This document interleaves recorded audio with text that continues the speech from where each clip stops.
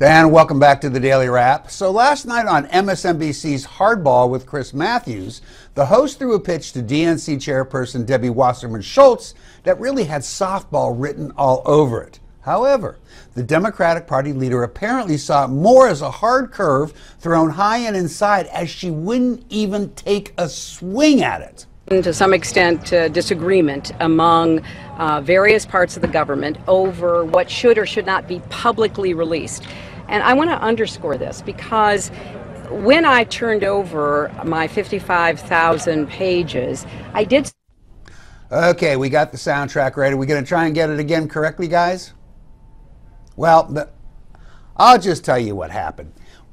Chris Matthews asked Wasserman to basically explain the difference between the Democratic Party today and socialism.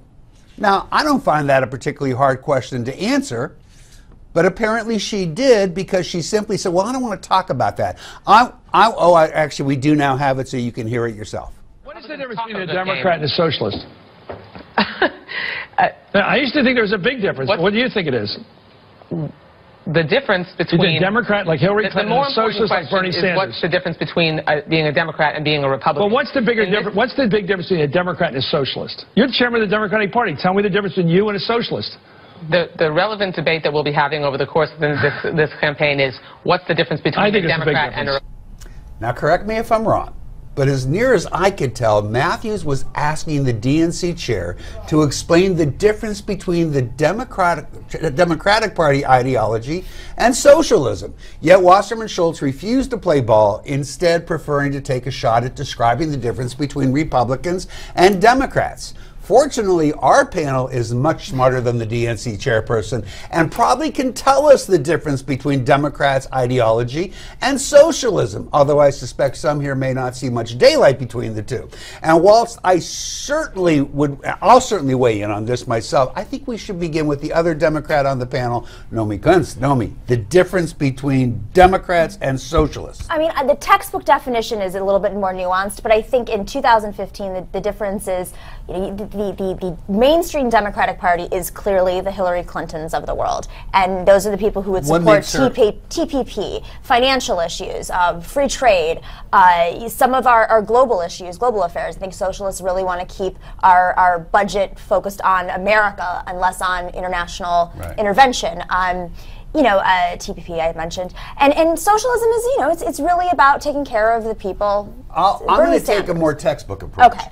Socialism is actually defined, and in reality is, when the community, and the community can be literally a community or a state or a federal government, has total control and ownership of industry. They oversee the means of production, they oversee the distribution of that production, and they regulate that production. Now, you can take elements of that and you can say that Democrats regulate too much, but that doesn't make you a socialist. In fact, until Democrats begin arguing that we should do away with private industry and turn it all over to ownership of the government, you simply can't say that they're socialists. Now, the next part of this, and I'm going to put all this to you guys, is it not true that this country has always had an element of socialism? For example, our roads. Our roads are owned by the community, regulated by the community, overseen by the community. So this isn't that hard, is it, Joe? It's like if I build a business, right? I didn't build that, because all the trucks needed to be on the roads that the government built, and those helped me get all my supplies and so on. I mean, you can make fun of what the president said, and he probably deserves it, but in fact, you did build a business, and more importantly, whether you built it or not, you own it. Right. You operate it. You may get some government regulation. I'll certainly acknowledge that, but you do own it and operate it, not the community. Now, I have a funny feeling you may have something to say about this. So my opinion on socialism is that socialism is a lie. It is communist light.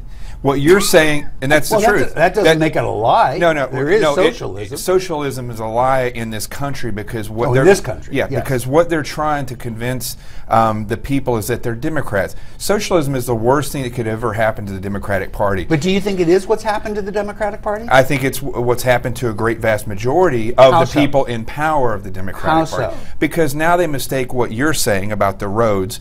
You got to remember the Constitution, which set up this country, and which the Democratic Party and the Republican Party initially followed, is there to ensure our freedoms, our rights, and our protection. Roads are one of those things that help protect us because hold on, let me finish. So I don't think that roads, water, toiletries, things like that, sewer systems, those things are there to support and uplift the community. That's not socialism. That's a government that's taking care of its people. But what's happened in the Democratic Party, though, is they have shifted.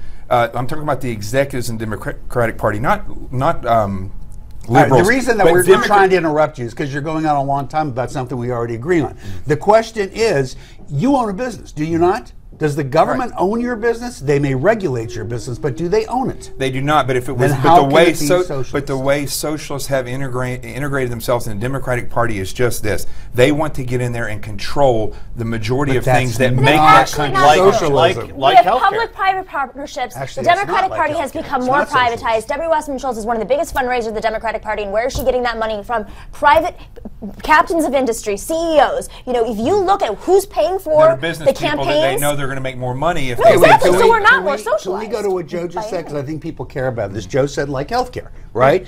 Does the government own the hospitals? Do the doctors work for the government? Because unless you can answer yes to both those questions, it's just not true. We got to go. We want to hear what your thoughts are on the Democratic Party, and we want to know whether you think the Democrats have become the party of American socialism.